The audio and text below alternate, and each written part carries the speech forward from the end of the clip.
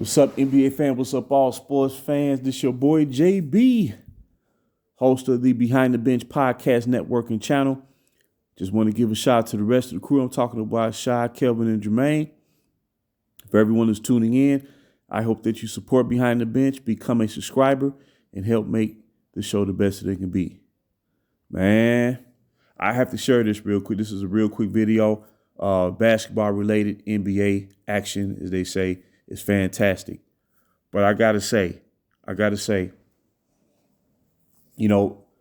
a good thing if you're a basketball fan to try to watch as many teams as possible, because you'll find yourself with the eye test noticing things or a pattern of play that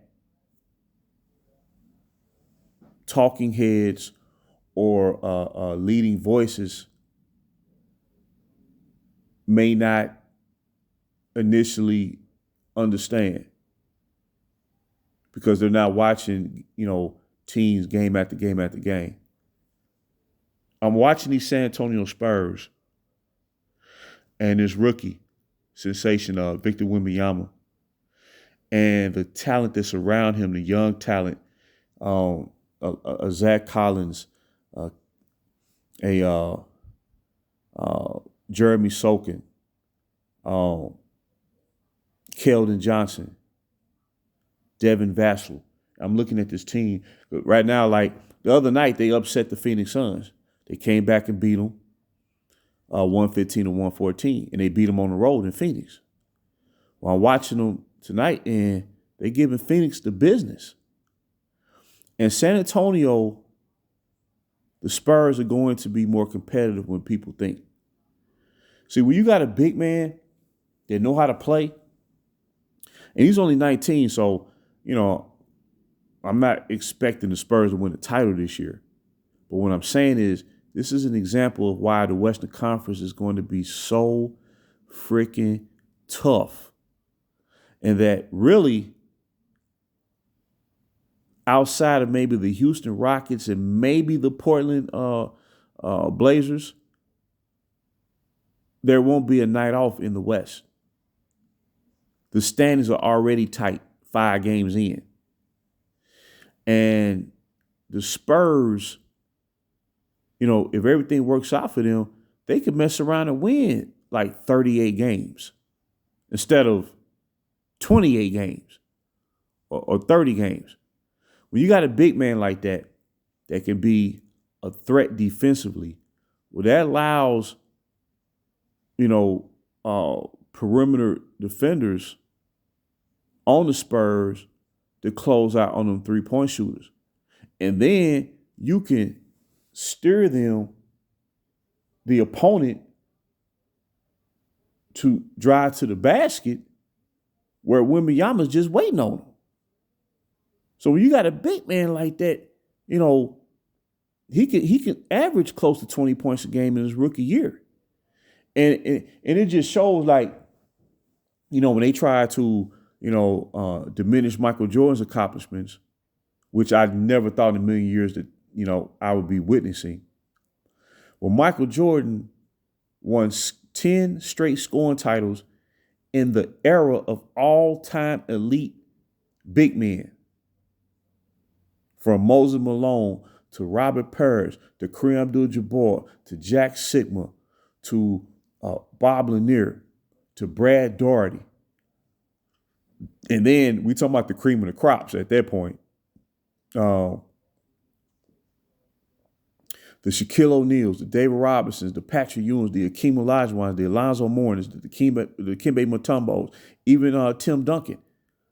Jordan did face Tim Duncan during Duncan's rookie season in 1997-98 season. But Wembanyama at 7'4", I mean, he's going to be a major threat on defense. And then he said, at some point he's going to start working on developing this Kareem Abdul-Jabbar sky hook. And if he add that to his game, at that position, he's going to be practically unstoppable. And this is why when you starting over like that and when you draft a young talent, you got to develop it. You got to stay with it because all these teams is out here right now trying to go for broke, throwing all chips in the middle of the table, rolling the dice, particularly in the Western Conference. The Los Angeles Lakers, the Los Angeles Clippers, and the Phoenix Suns. Well, see, that's why you have to stay the course because there's always going to be someone who's going to rise to the top that you don't foresee until you see it happening. A la Golden State Warriors, a la Denver Nuggets. So I just want to throw that out there real quick, man. San Antonio Spurs are going to be competitive this year. Not saying they're going to make the playoffs per se, but as of right now, they're 2-2, and they're beating the Phoenix Suns tonight, and they can start the season 3-2. So no wonder why Greg Popovich wanted to return back this season because he was supposed to have retired after last season, but once the Spurs won that number 1 pick, where you knew who they was going to select in this year's draft, it wasn't going to be nobody but Victor Wembanyama. So Spurs got a bright future, man. They got a bright future in these young teams, man. The New Orleans Pelicans won. They're 4-1 in the season. They just got to stay healthy. They have as much depth and young talent as anybody in the NBA. The Dallas Mavericks started out great so far this year. They 4-0. They got a young Luka Doncic leading the way. Probably one of the top 5 players in the league, Luka Doncic. Even a Utah Jazz is going to be competitive this year. The Minnesota Timberwolves, they've been in the playoffs the last 2 years. Memphis Grizzlies are struggling because, they're without Ja Morant the first 25 games of this season, and then they're missing their starting center, Steven Adams, all year due to a knee injury, and their backup center, Brandon Clark, who injured his ACL. But at the end of the day, Denver Nuggets, they stayed the course, and they won a championship. And nobody can tell. I mean, they won it in a way where there's no question. There's that they got lucky or the stars lined up for them. No, they went out there and ran the table and they won a championship.